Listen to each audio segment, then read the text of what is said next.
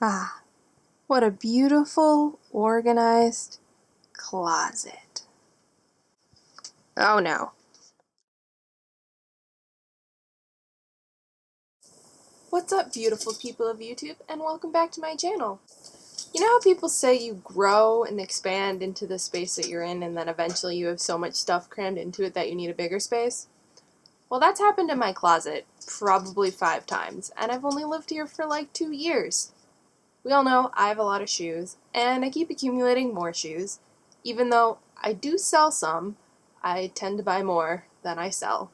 So I've had to get a little creative with figuring out where to put them all, because my closet room only has so many walls and so much floor space. If you take a look around, you'll see there is absolutely no walls anywhere in this entire room that I could put up any more shelves for shoes. And I can't put anything else in the middle of the room because I have my giant purse ottoman that I built. So I needed some space for some more shoes and a few more boots, and I came up with this great sliding bookshelf idea. So I figured I'd show you what I used for this project. It was pretty easy. I basically bought everything off of Amazon and was able to just assemble it on my own in maybe an hour. And so far, it's been the best idea I had yet. I got one of those 5-shelf bookcases from Amazon. They're not very expensive. They also sell ones like it at Target and Walmart and IKEA and places like that. For some of my other shoe racks, I've actually bought extra shelves that I then drilled new holes. That way I could have extra racks. But for this one, since I was putting tall boots on it, I really only needed the 5 shelves, so I didn't get any extras to go with it.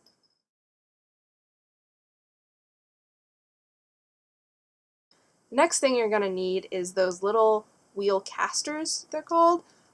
That's obviously what it's going to slide across on.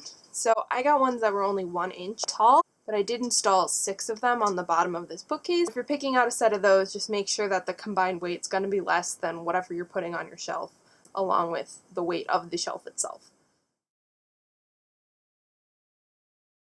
The last thing that I got was one of those sliding barn door kits. I got a mini one that's meant for like cabinet doors. They're actually pretty cool if you put them on TV stands.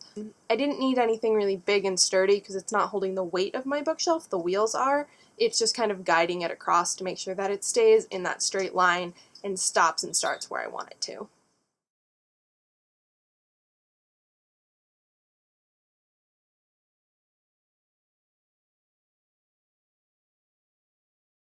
First thing I did was install the rack it's going to slide on. As you see underneath here, it's got these little attach points. It's super easy, you just screw those in and put the little end pieces to stop it from going past how far you want it, and that was that.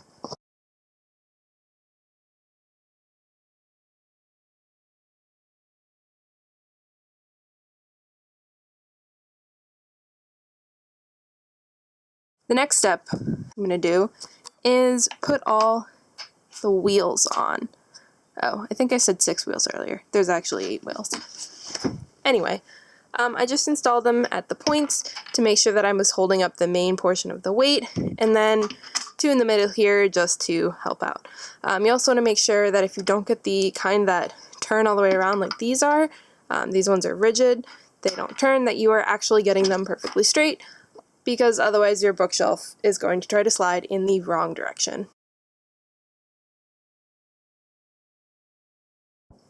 And the final step was attaching the rollers for the shelf that came with the hanging kit. I did attach them to this block of wood. Depending on if the bookshelf you have has a cardboard back like this one or an actual wood back, you might or might not need to add a piece of wood on here. So the trickiest part about attaching these guys was making sure that they are the correct height so that way they're guiding along the track, but they're not trying to put weight onto the bookshelf and all of the weight is actually firmly planted on the feet.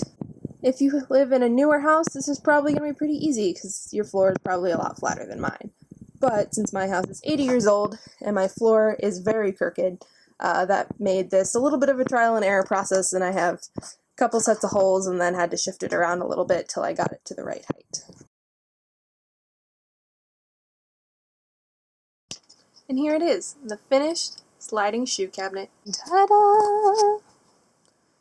So, I actually have some purses at the bottom, but, you know. And then we can just slide him right on over here.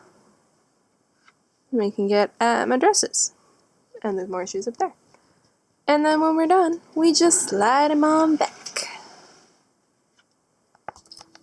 Well, there you have it, guys. I have officially gone crazy and installed a sliding shoe rack in my closet room because I have so many shoes and absolutely nowhere else to put them. I don't know what I'm going to do next time I need to add more space in here because I think I am literally out of space completely.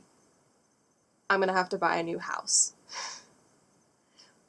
But anyways, I hope you guys liked it. It's pretty easy. I think I spent maybe $150 total on this project. It's a little more expensive than some other stuff I've done, but let's be real. My shoes are like my precious children, and they deserve to have the best homes in the world, and my closet is my happy space. I literally sit in here and just look at my shoes for an hour and hanging out in my closet. Please like and subscribe, and I'll see you next time. I hope your day is as beautiful as you are.